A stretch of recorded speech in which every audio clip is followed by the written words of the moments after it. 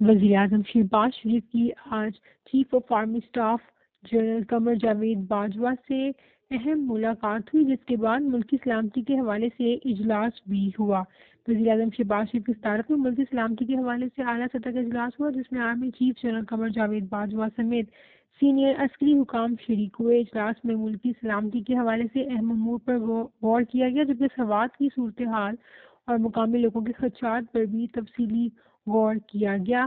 اجلاس سے پہلے وزیراعظم شہباز شریف نے آرمی چیف کے ساتھ علیحدگی میں ملاقات کی، جس میں وہ دونوں شریک تھے، جس میں ملکی سلامتی اور سیکورٹی کی صورتحال پر تبادلہ خیال بھی کیا گیا۔